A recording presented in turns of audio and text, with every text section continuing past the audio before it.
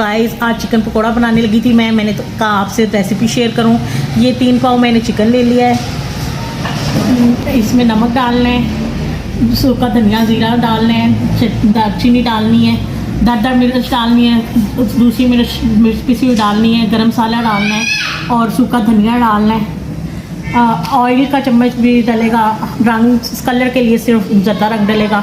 नींबू डालना है, अदरक लहसुन पेस्ट डालना है, चावल का आटा और बेसन डलेगा और ये धनिया डलेगा और ये पानी जो बाद मिक्स करने के लिए इस्तेमाल होगा। आइए हम शुरू करते हैं गाइस, ये मसाले डालना शुरू करते हैं।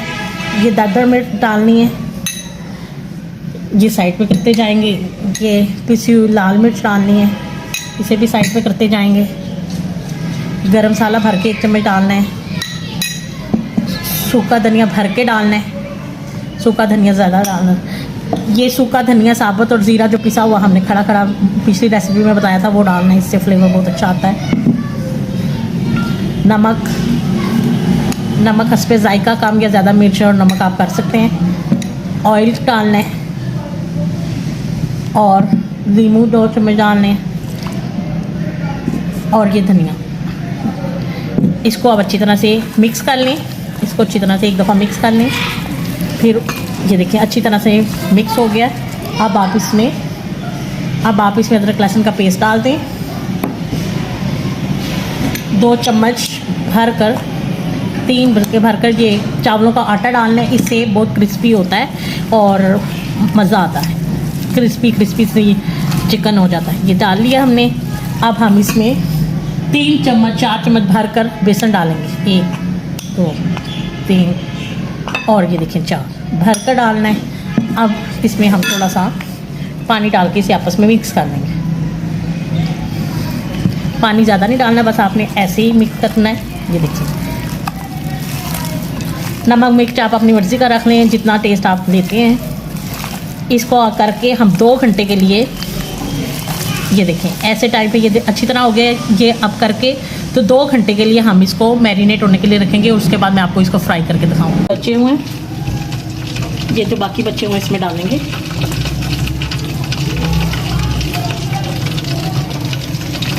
ये देखिए इसको डालेंगे और इसको भी बिल्कुल वैसे ही पकने देंगे। 1 मिनट तक बिल्कुल नहीं हिलाएंगे।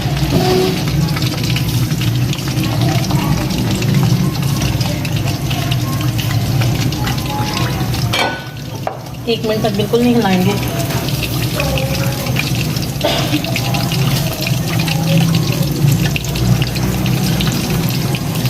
ये मीडियम फ्लेम पे रखा था ना, थोड़ा सा तेल ठंडा सा हो गया, इसलिए थोड़ा सा तेज़ किया। ये 1 मिनट बाद मैं इसे हल्का कर दूँगी दोबारा से। इसको छेड़ना नहीं है, ये अच्छी तरह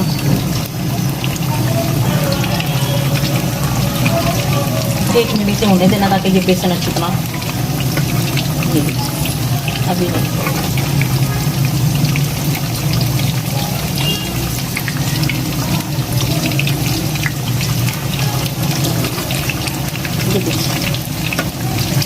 अभी इसे होने दें। मेरा तेल थोड़ा ठंडा सा रह गया।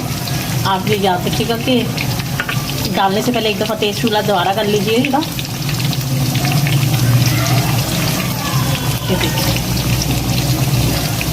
इसको सिर्फ ऐसे हम हिलाएंगे नीचे से, अभी इसे पलटेंगे नहीं।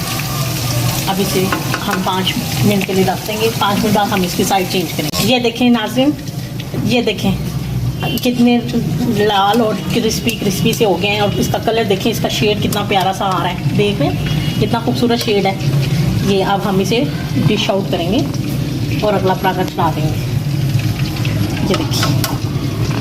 ये देखिए नाज़रीन, ये मैंने सारी कर ली है और ये सारी मैंने डाल ली है। ये देखिए शक्ल इसकी कितनी खूबसूरत है और ये कैसे क्रिस्पी है। और ये देखिए मैं आपको तोड़ के दिखाऊँ कैसे ये अंदर से जूसी और फ्रेश, कितना मज़ेदार ये है, फ्रेश और जूसी। आप भी बनाइएगा और बना के फिर मुझे बताइएगा।